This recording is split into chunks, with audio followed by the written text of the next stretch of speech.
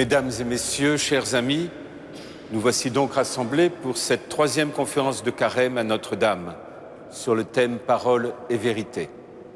Et tout d'abord, au nom du cardinal André XXIII, je tiens à vous saluer chaleureusement, ainsi que les téléspectateurs de KTO Télévision, les auditeurs de Radio Notre-Dame, de RCF et de France Culture. Le thème de cette série de conférences, le Christ et la culture. Ce thème de Carême qui traverse toute cette année est animé par Monsieur Olivier Boulnois. Monsieur, vous êtes normalien, agrégé de philosophie, directeur d'études à l'École pratique des hautes études. Vous avez accepté de coordonner l'ensemble de ces conférences. Nous voici rassemblés pour cette troisième étape de notre réflexion. Elle s'intitule « Parole et vérité ». La parole est omniprésente, elle est cependant fragile et fugace. En même temps, l'Écriture nous révèle le Christ comme étant la parole de Dieu. Monsieur Boulnois, nous vous remercions d'ores et déjà de nous aider à articuler ce paradoxe et peut-être aussi de nous le faire percevoir comme une chance au service de l'évangélisation. Comme chaque dimanche, à l'issue de la conférence, un temps de prière et de méditation vous sera proposé devant le Saint-Sacrement avant l'office des vêpres qui sera célébré à 17h45. Merci beaucoup.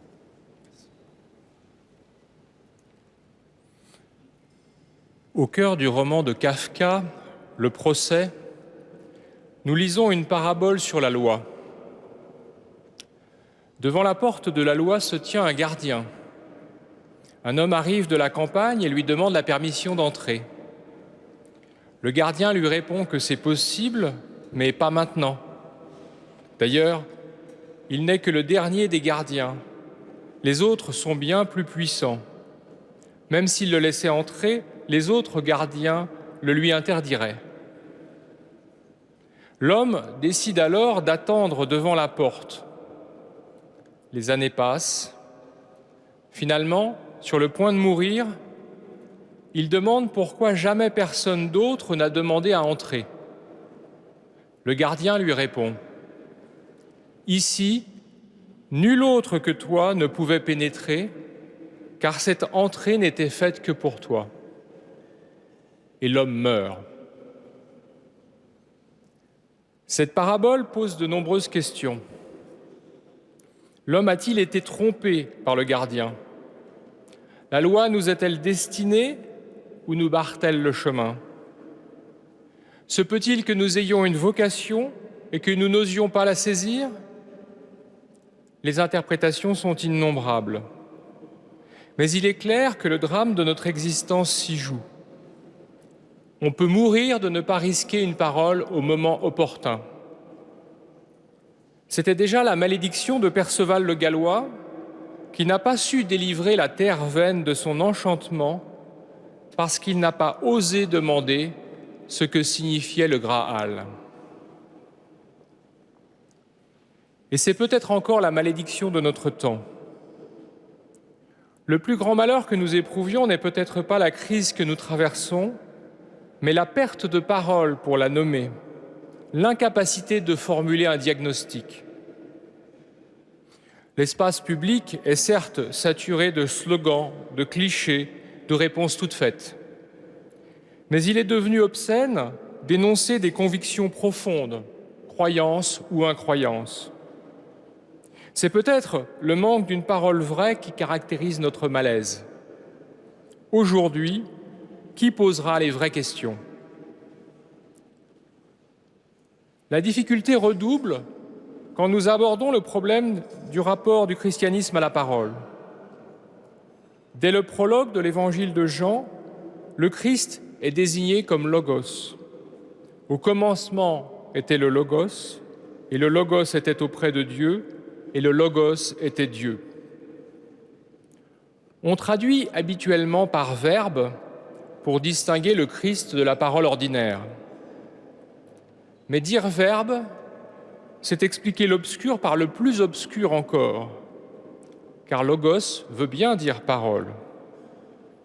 Le Christ est la parole vivante où Dieu s'est ramassé et dans laquelle il sauve les hommes.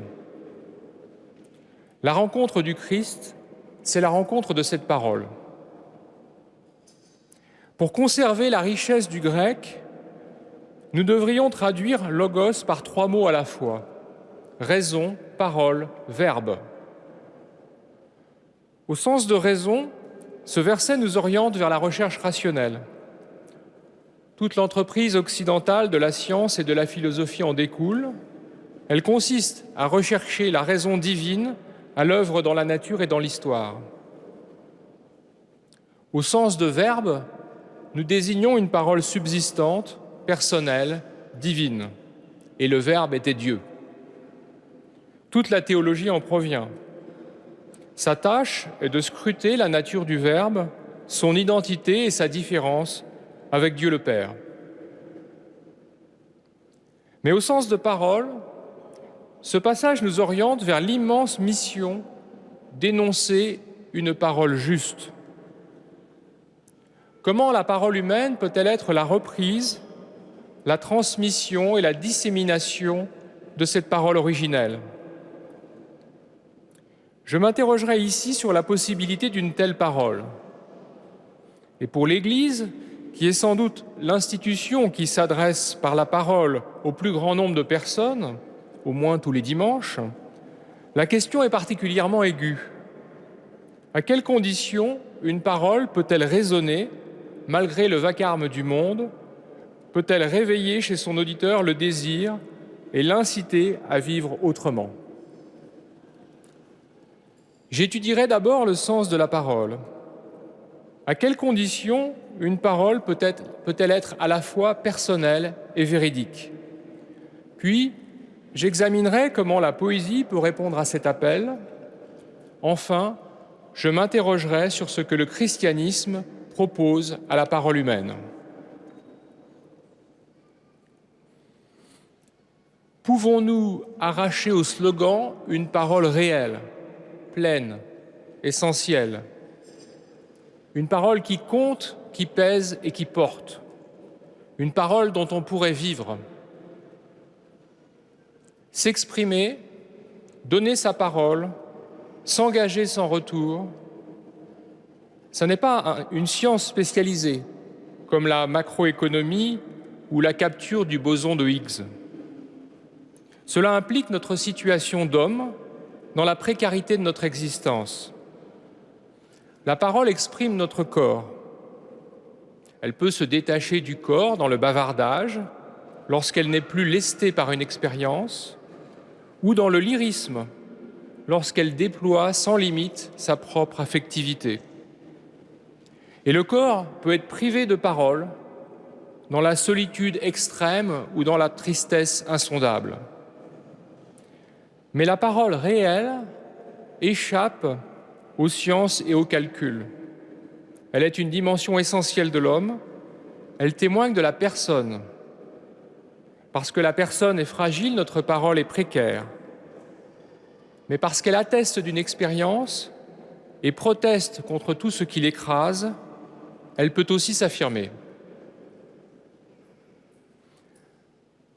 La parole réelle, donc, exprime notre existence singulière.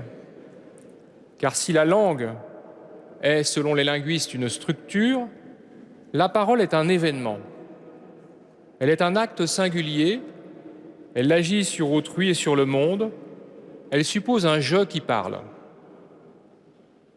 Comme l'a montré le linguiste benveniste, « je » est un terme énigmatique. Lorsque je dis « je », ce mot désigne simplement la place de celui qui parle au moment où il dit « je ». Il n'y a pas de concept de « je » comprenant tous les « je », au sens où il y a un concept de lion comprenant tous les lions. Car tous les autres « je » sont pour moi un « tu », et je suis pour eux un « tu ». Bref, le « je » et le « tu » sont des singularités impossibles à abstraire. Le « je » se révèle à lui-même et à l'autre, et le « tu » est la personne à qui il s'adresse. Autrement dit, l'acte de parole suppose à la fois le déploiement du je et la reconnaissance du tu. Mais il y a plus. On ne peut pas parler sans entendre sa propre voix. Lorsque je parle, il y a déjà en moi un je qui parle et un tu qui écoute. Il y a déjà un autre en moi. Il y a donc une espérance de la parole.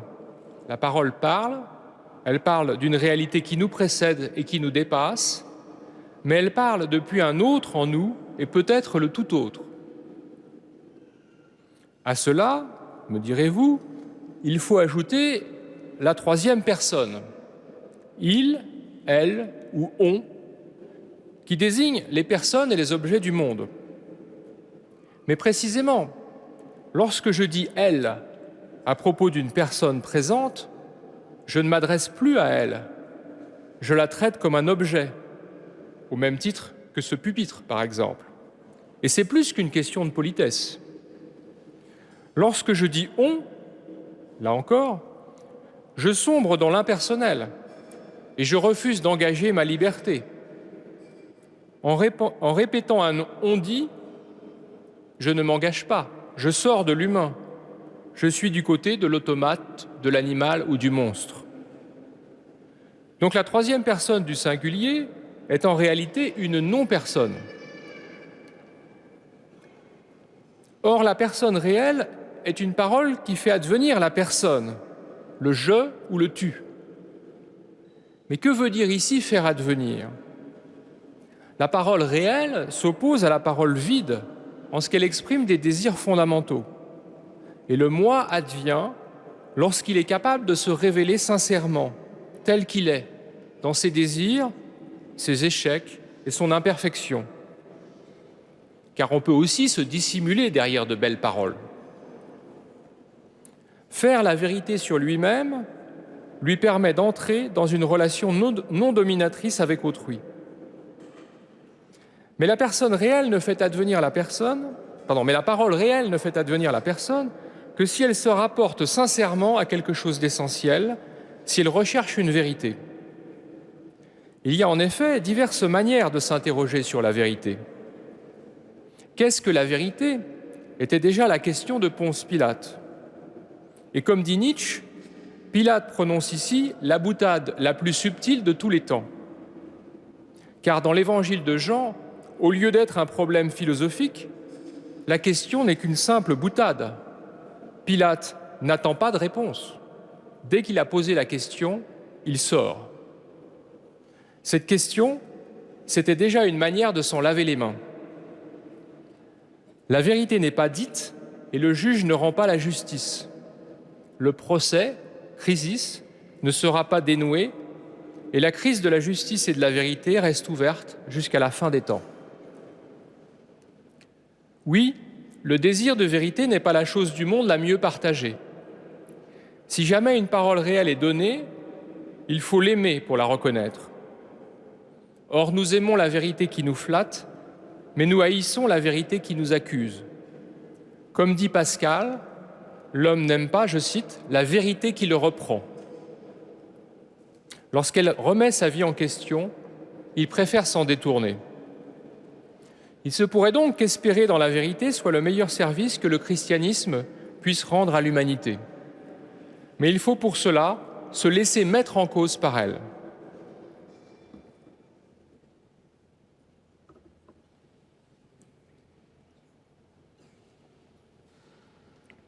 Après les liens entre la parole et le désir de vérité, je voudrais examiner la poésie comme expérience de la parole.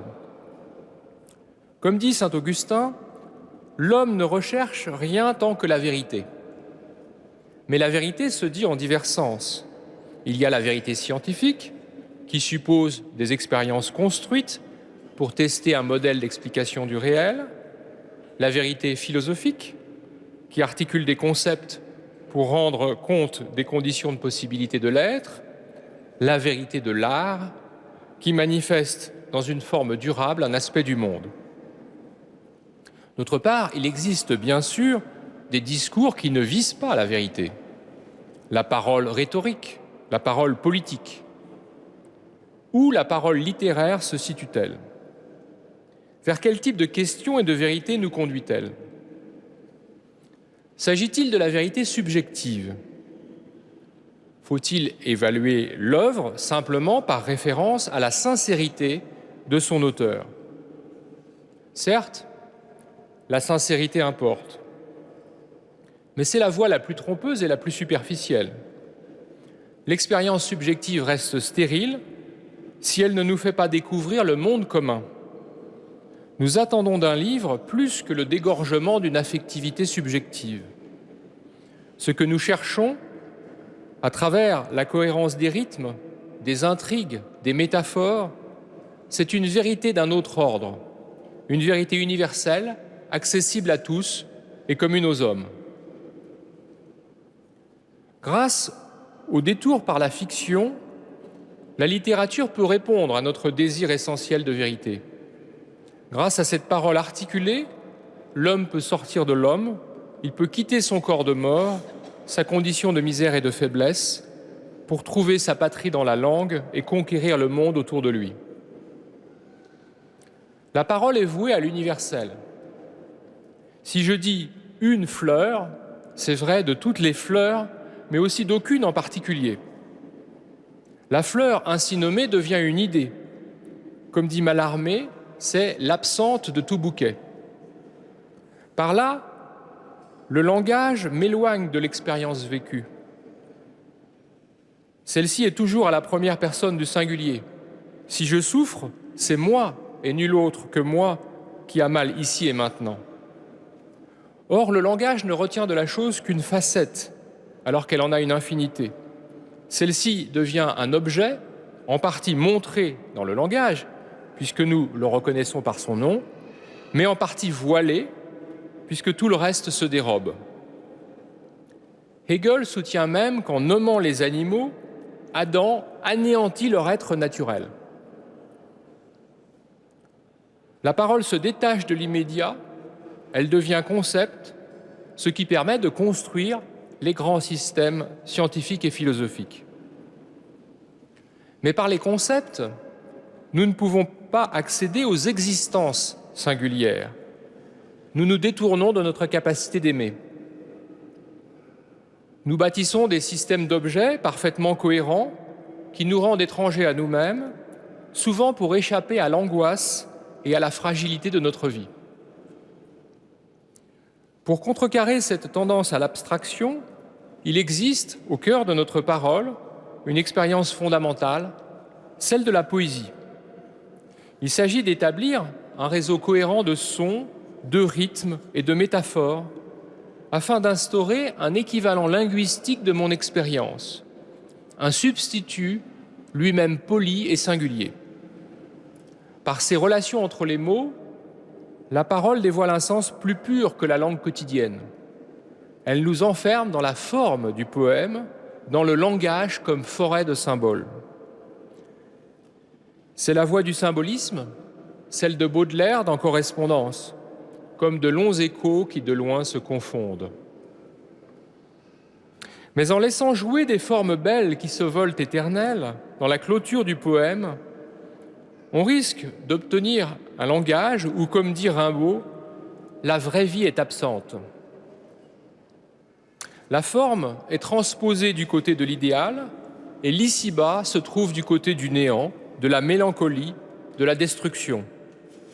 Comme disait Mallarmé, « Toi qui sur le néant en sais plus que les morts ». Pourtant, faire voir la présence de ce qui est, c'est reconnaître que l'homme n'invente pas l'être.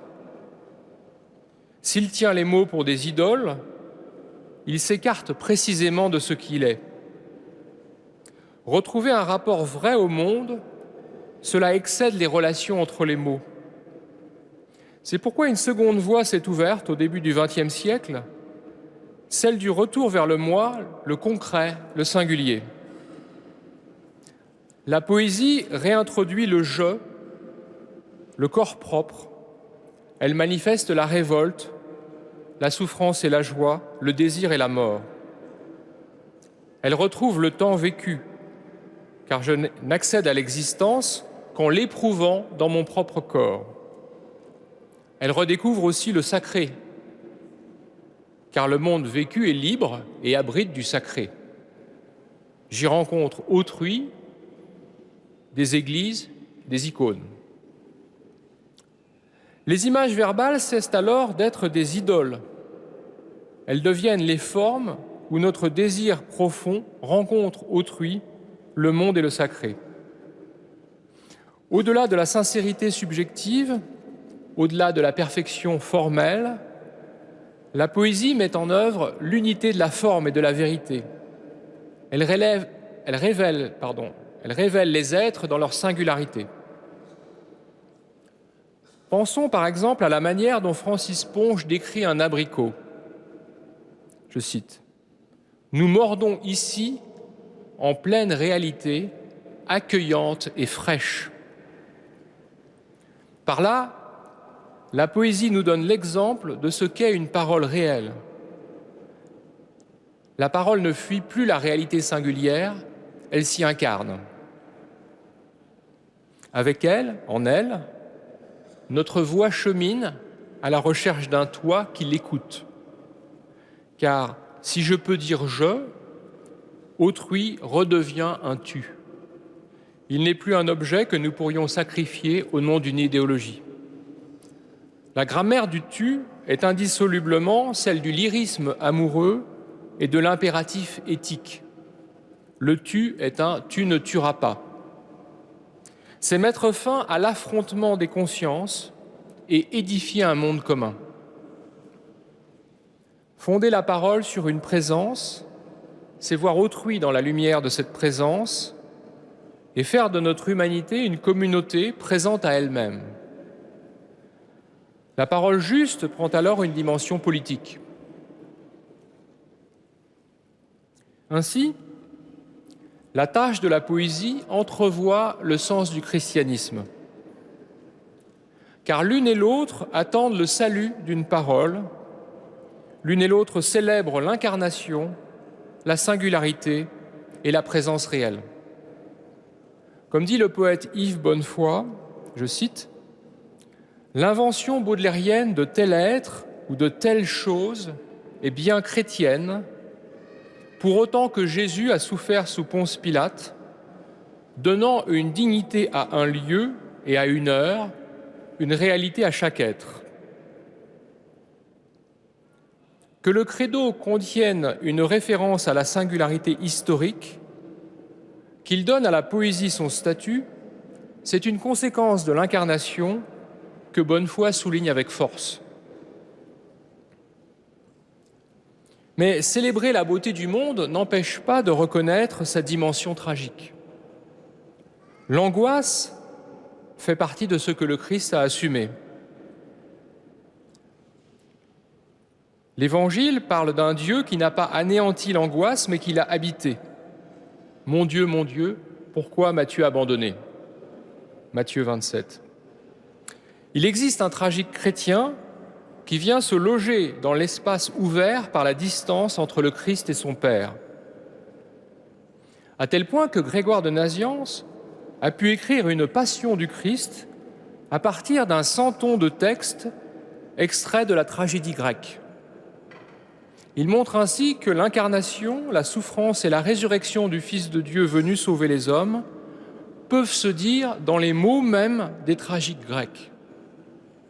Mais alors, l'angoisse n'est plus la manifestation de notre solitude absolue, parce qu'elle est une angoisse partagée avec le Christ. Comme dit le poète Rilke, je cite, « Le pont solide, mais intérieurement tremblant du médiateur, n'a de sens que là où l'abîme est admis entre Dieu et nous. Mais précisément, cet abîme est empli par l'obscurité de Dieu, et si quelqu'un rencontre l'abîme, qu'il y descende et qu'il y hurle, c'est plus urgent que de le franchir. » L'unique médiateur ne supprime pas l'abîme entre Dieu et les hommes, mais il l'habite, et il rend divine cette obscurité. Le chant de deuil et la célébration de la beauté ne s'opposent pas, c'est d'ailleurs ce qui définit l'élégie.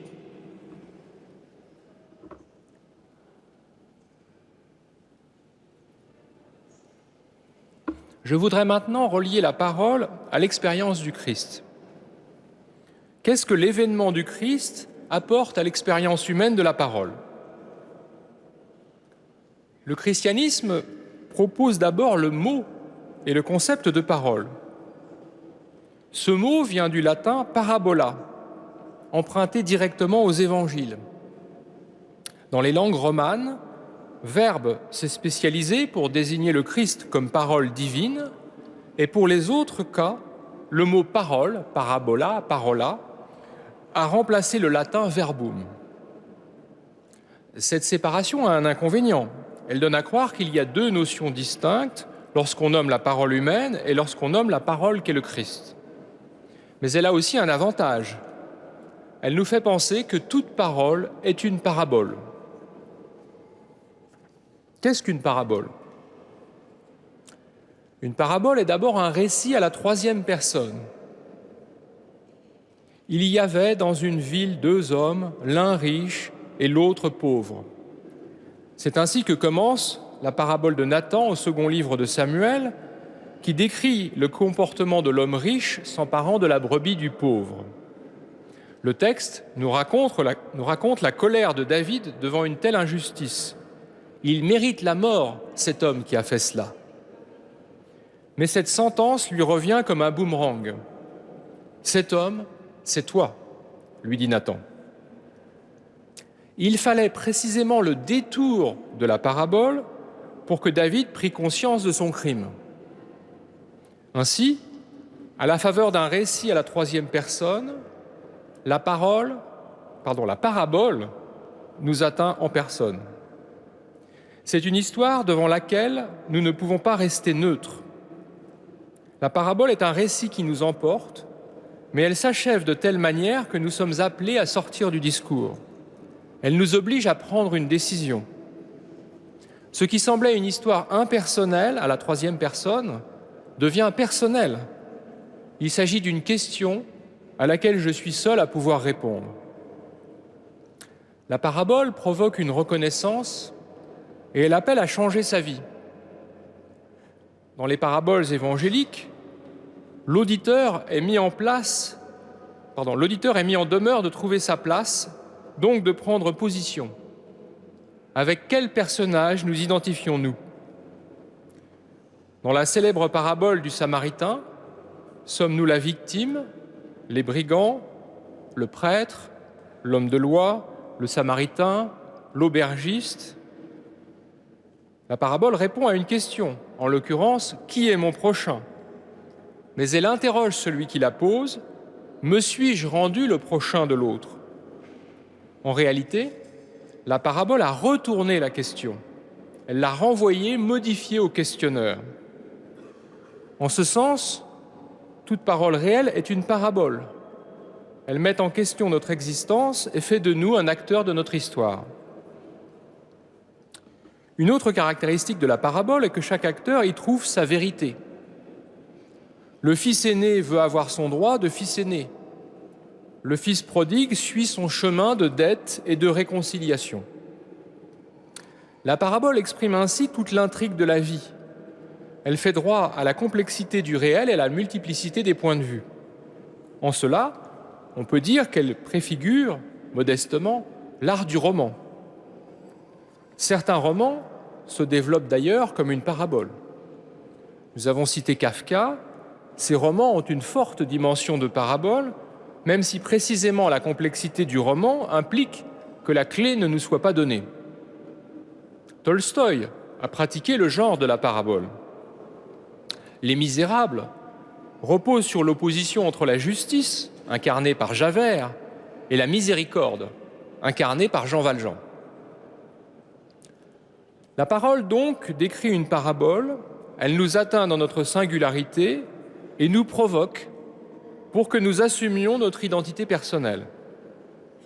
Nous avons vu que la parole se dit en plusieurs sens et nous nous sommes concentrés sur celui de la parole littéraire. Dans la poésie, nous ne sommes pas propriétaires de notre parole, chacun de nous est ouvert à un autre en soi. Mais y a-t-il une expérience chrétienne de la parole? Le christianisme propose un autre sens de la parole, révélé par le phénomène du Christ, un sens qui ne fait pas nombre avec les autres, mais qui vient au contraire se loger en eux. Pour le chrétien, la parole est une personne, le Christ. La naissance de la parole en nous, le christianisme la comprend comme une naissance de la parole de Dieu en nous. Comme dit Valère Novarina, Dieu est la 4e personne du singulier. Il est plus essentiel que les 3 personnes de la grammaire et secrètement présent dans chacune d'elles. Heidegger a consacré une belle conférence à la parole, Acheminement vers la parole. Il y déclare : l'homme se comporte comme s'il était le formateur et le maître de la parole, alors que c'est elle, au contraire, qui demeure la souveraine de l'homme. Et aussi, je cite, « Parler, ce n'est pas en même temps écouter, parler est avant tout écouter. » Ce paradoxe, Heidegger tient à le séparer radicalement du logos chrétien. Il me semble pourtant qu'il s'enracine dans le christianisme.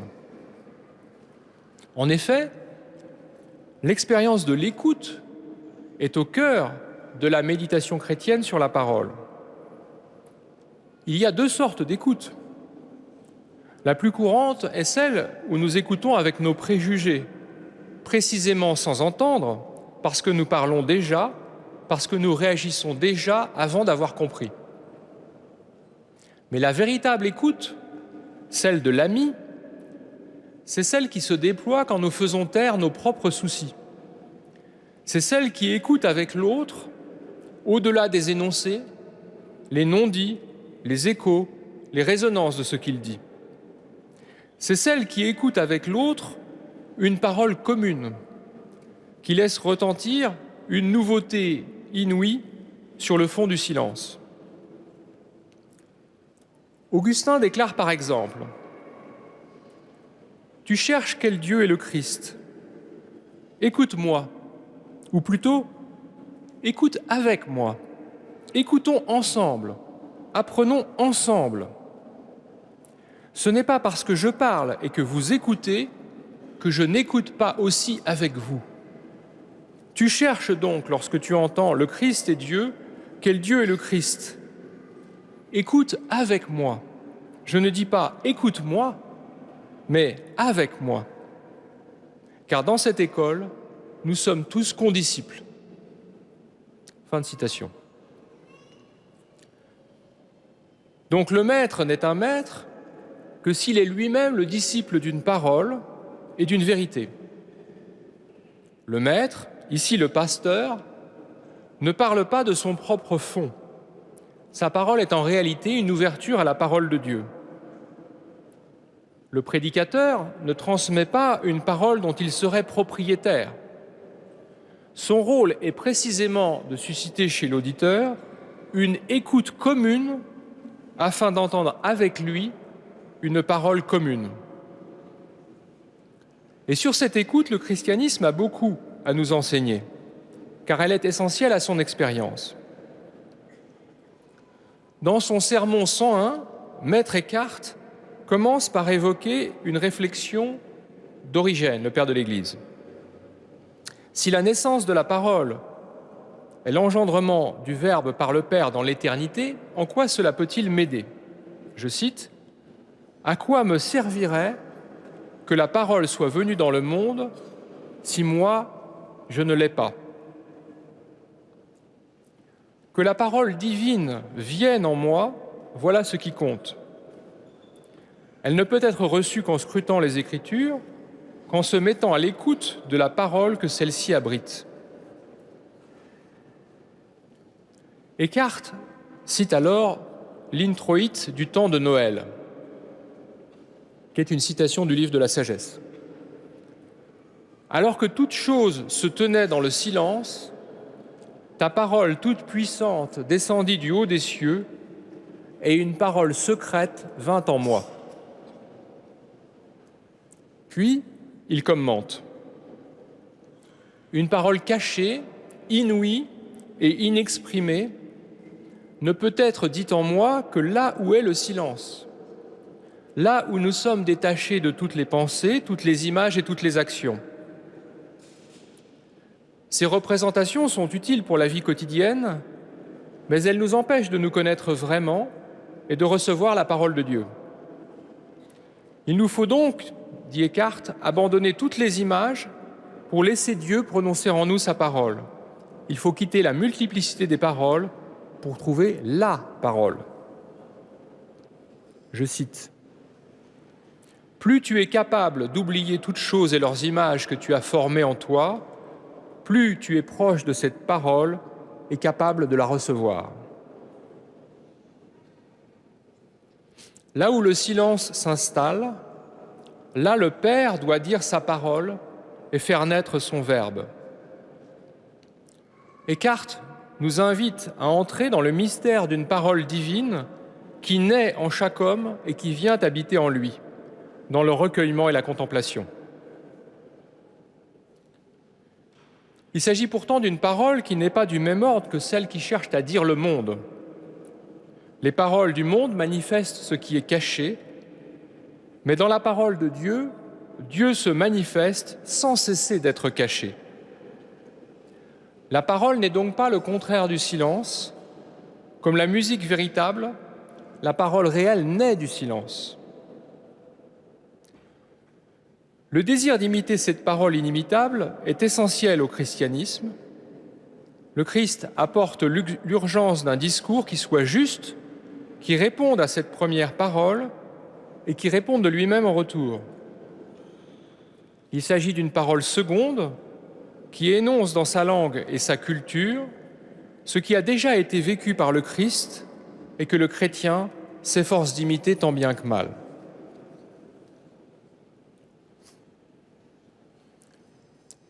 Parvenu à la fin, je reviens au commencement. La parole humaine semble perdue dans le bruit des pensées en pure perte, usées jusqu'à la corde. Et pourtant, si jamais il existe une parole réelle, essentielle, la parole est sauvée. Cette parole réelle, c'est celle qui cherche à susciter en nous une présence, celle qui nous aide à devenir une personne. Par sa forme singulière, la poésie tente de correspondre à cette attente. En elle, la parole devient souffle, orientation, décision. Or, ce que notre époque cherche et ce que le christianisme propose, c'est l'expérience du silence et du recueillement. L'expérience d'une parole incarnée et tissée de fins silences. Car au cœur de la parole entendue, il y a une parole inouïe, la parole avec une majuscule, le Verbe. Cette parole demeure, elle éclaire même ceux qui la rejettent, elle est le centre immobile du mouvement, elle est la paix au cœur du chaos ambiant. Nous avons besoin d'entendre cette parole pour que la nôtre soit sauvée. La parole, et notamment la parole du poète, est là pour sauver l'être des choses. Mais être sauvé par une parole, c'est d'abord la définition du christianisme. Les chrétiens ont accès au médium de communication le plus simple et le plus universel, la parole. Il dépend d'eux d'en faire une parabole qui provoque un changement chez l'auditeur, une parole silencieuse qui naisse au cœur de celui qui l'écoute, une puissance bouleversante. Celle-ci peut être une puissance de transformation de la vie humaine. La responsabilité est immense, mais les chances le sont également. Je vous remercie.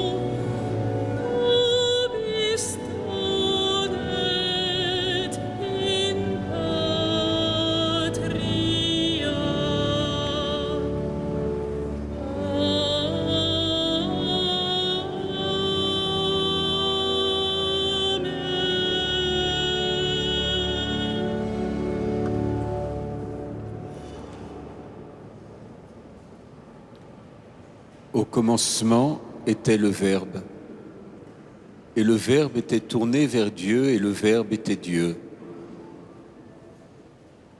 Au commencement était le Verbe, et le Verbe s'est fait chair, et il a dressé sa tente au milieu de nous.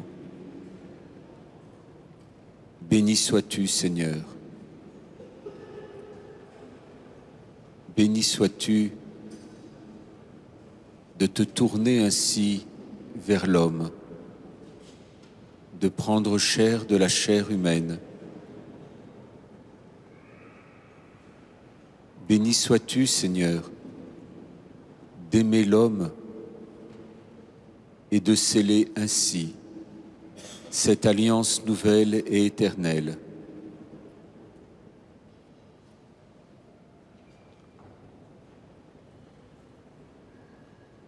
Ta parole, Seigneur, est une louange qui sort de nos lèvres.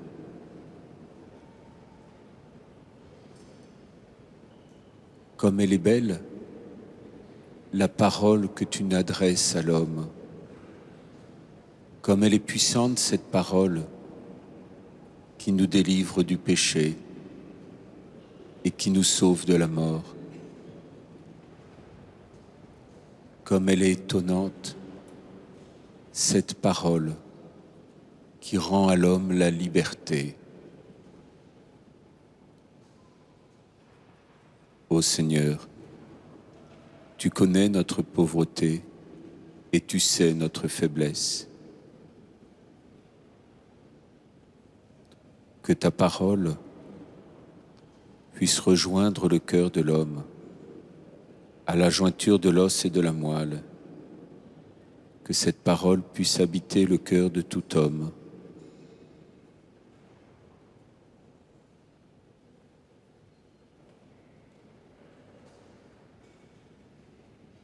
Ta parole est amour. Ta parole est alliance. Devant toi, Seigneur, devant le Saint-Sacrement exposé, nous voulons entendre cette parole qui nous change et qui nous transfigure. Cette parole qui nous ne déçoit pas et qui nous décevra jamais. Oui, cette parole d'amour, elle a été répandue dans le cœur de tout homme par le don de l'Esprit Saint. Elle est l'espérance qui donne à l'homme de se tenir debout, à l'homme d'aimer ce chemin à ta suite, à l'homme d'espérer. Béni sois-tu, Seigneur, toi que nous adorons ce soir, toi qui es la source de l'espérance de l'homme.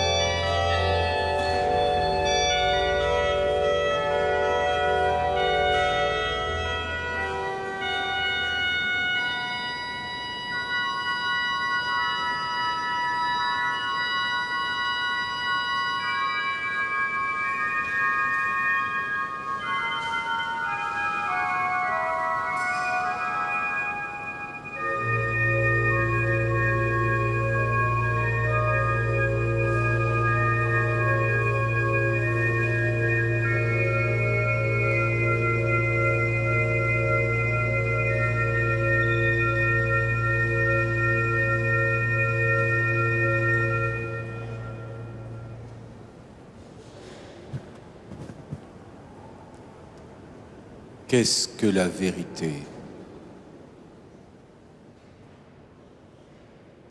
Tu es le chemin, la vérité et la vie. Et en t'adorant ce soir ensemble, nous te vénérons comme le chemin que tu nous as ouvert au travers des épreuves, des angoisses, des peines. Tu nous as ouvert un chemin, le chemin du royaume. La pierre du tombeau sera roulée, la nuit du tombeau sera illuminée. Tu es ressuscité. Tu es le chemin, la vérité. Qu'est-ce que la vérité? Et tu fus présenté à la foule. Voici l'homme. Voici l'homme. Jésus, vrai homme et vrai Dieu. Vérité de l'homme, parce que vérité de l'amour et de la miséricorde de Dieu. Vérité parce qu'image et ressemblance de Dieu.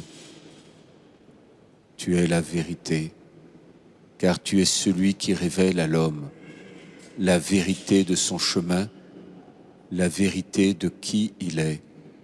Tu révèles à l'homme sa beauté, image et ressemblance divine.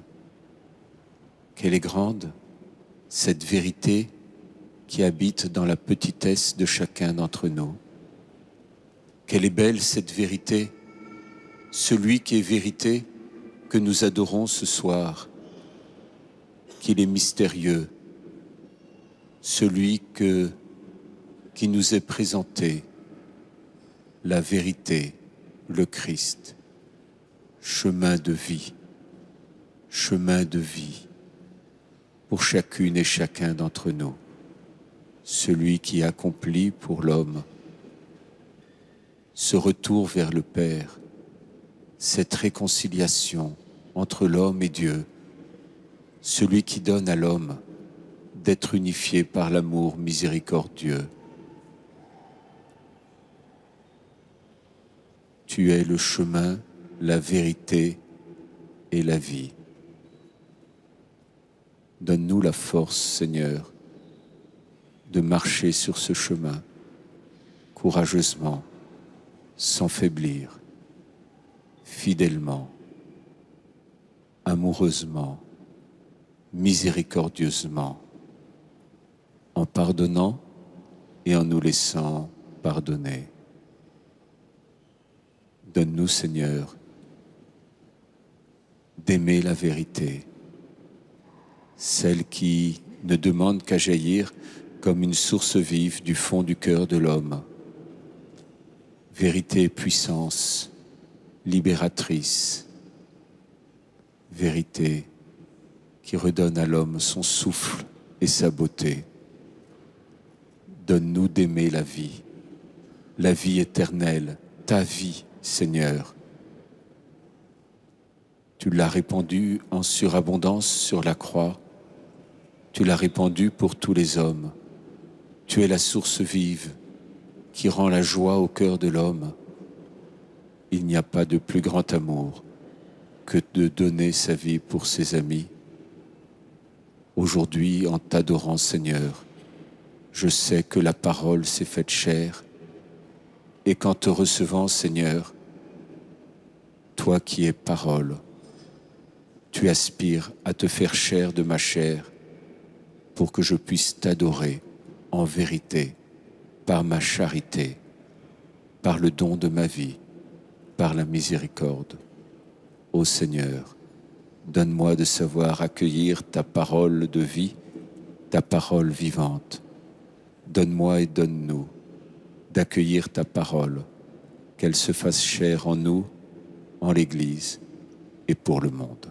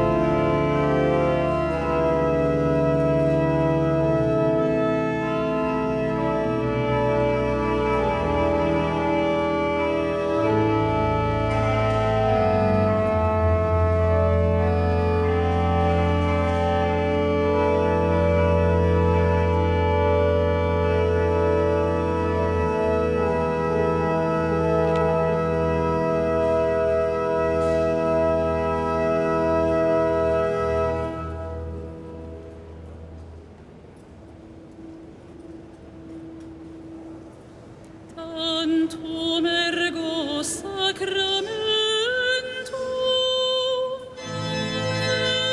veneremur circui et antecum documentum novocedat ritui restat fides supplementum sensum defectui genitori genitoque nos et jubilatio salus honor virtus quoque sit et benedictio procedenti ab utroque amparsit laudatio. Amen.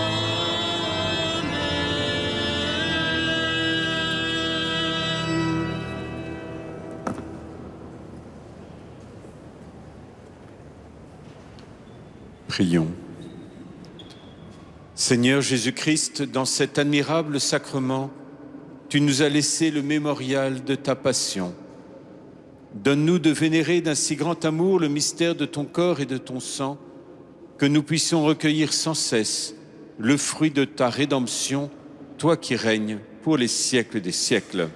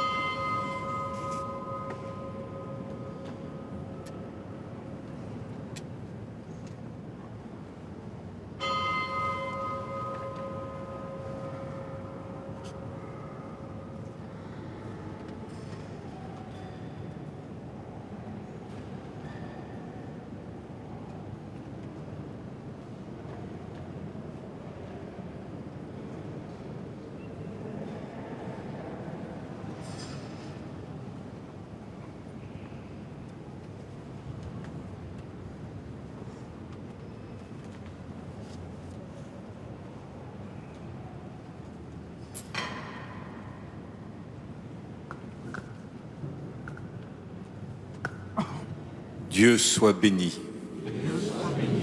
Béni soit son saint nom. Béni soit sa présence trinitaire dans l'Eucharistie. Béni soit le nom de Jésus. Béni soit sa nativité rédemptrice. Béni soit son Sacré-Cœur. Béni soit son précieux sang. Béni soit son admirable ascension.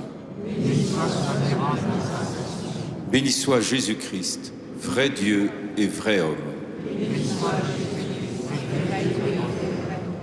Béni soit Jésus dans le Saint-Sacrement de l'autel. Béni soit le nom de Marie. Béni soit l'auguste Mère de Dieu, la très sainte Vierge Marie. Béni soit sa sainte et immaculée conception. Béni soit sa glorieuse Assomption. Béni soit Saint Joseph, son époux très chaste. Béni soit Dieu dans ses anges et dans ses saints.